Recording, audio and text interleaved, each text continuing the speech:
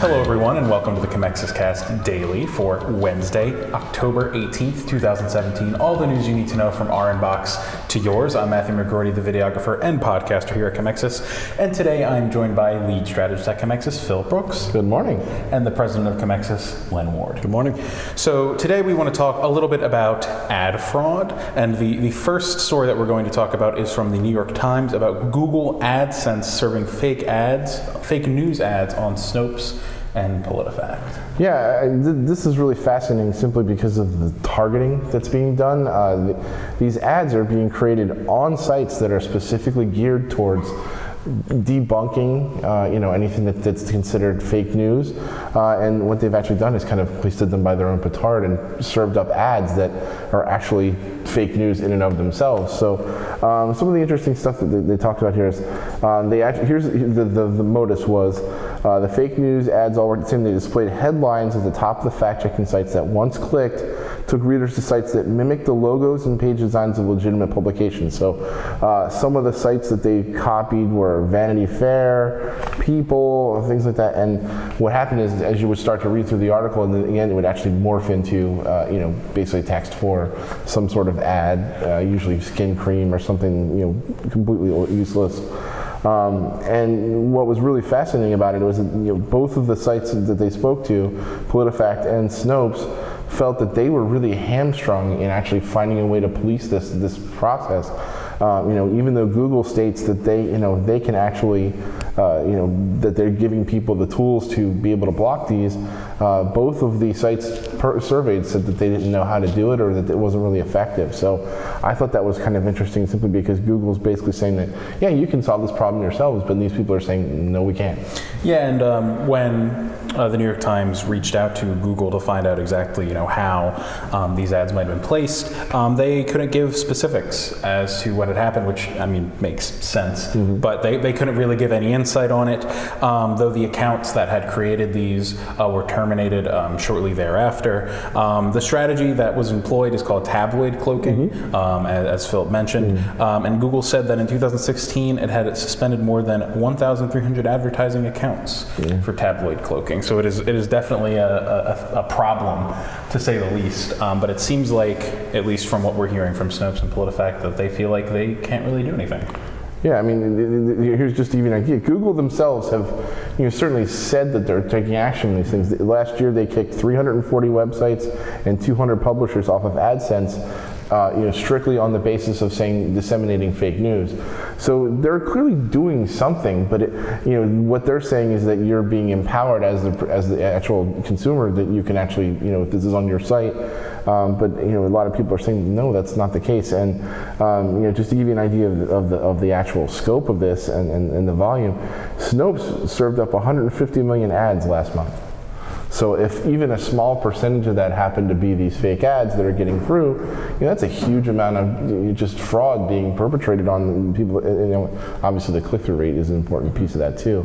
But I thought this quote from Vinnie Green, the co-founder and vice president of Snopes, was kind of puts a cherry on top. And he said, the online ad ecosystem is complicit in disseminating and profiting off misinformation, and these ad quality problems are systemic. This is, Google saying they've kicked off, 300-400? Yeah. You kicked off 300-400 after you did your earnings report. That's what you did, Google. This can be policed.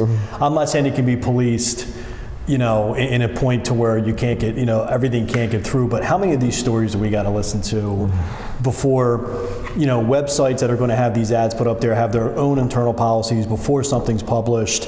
It's to the point now where websites are going to lose credibility if they're not paying attention to the ads that are going on there. And websites themselves who actually sell this space online are now going to have to build their own internal teams to really police this, or brands such as, Hershey, Coca-Cola, Nike. They're not going to want to advertise on your site in any way, shape, or form if you can't prove without a shadow of a doubt what's going on, which just leads into another story we're going to talk Yeah. about in a couple of days in BuzzFeed. But God, That's the BuzzFeed article is amazing. We really wanted to kind of devote the whole episode. we will get to that. Yeah. So I got a lot of that on my brain right now. I think your point is really good for the losing credibility. I mean, this is Snopes and Politifact. Like the whole point is that they debunk fake news, and yet they're having ads placed on them. And I think even if they create a team to analyze the ads that are coming on their site, it seems like, at least from their perspective, that they don't have as much control as they would like. So maybe Google needs to find a way to give them more control, or just find a better way to handle it. And just think about sometimes, if you want to consider, Snopes and PolitiFact have some very left-leaning, kind of political base with them. And, if you're talking about the whole conspiracy theories, if you want to get crazy, I'm going to put my tinfoil hat on for a second.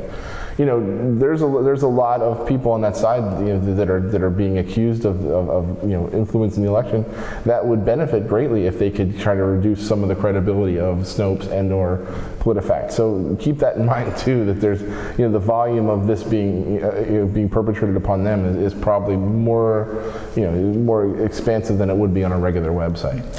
So a second story for today is by Buzzfeed. It is about Outbrain's own investigation into whether or not Russian trolls used its site for propaganda. For those of you who don't know, Outbrain, if you've ever gone on CNN or Time magazine, and at the end of an article you see advertisements for other articles you might be interested in, that's them. Yeah, if you look at the bottom of your page, you'll probably see maybe a dozen articles, and none of which are something that you probably want to click on. But the articles are, if you look at the headlines, they're clearly very manipulative. They're very much written in the way to, oh my God, clickbait kind of stuff. And so the content that's being created on these networks is not exactly journalistic. It's not Pulitzer worthy, that's for sure.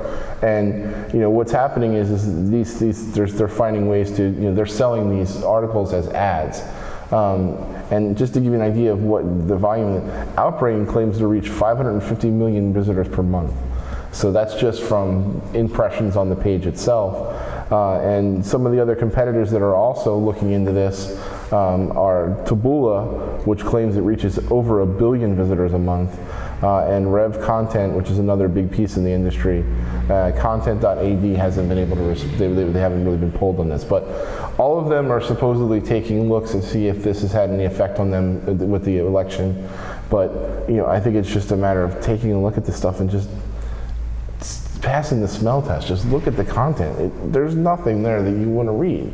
This is painful. Yeah. I mean, this is just, I know it's not getting on a platform, but you just see these stories. I mean, how many times we've said this on a podcast multiple times? Like, it's some of the times when clients come to us and they're looking for alternative ways in which to advertise. And I think a lot of us over the last couple of years have been looking at stories like, what the hell is going on with these stories? Like, we're not putting our clients' ads there.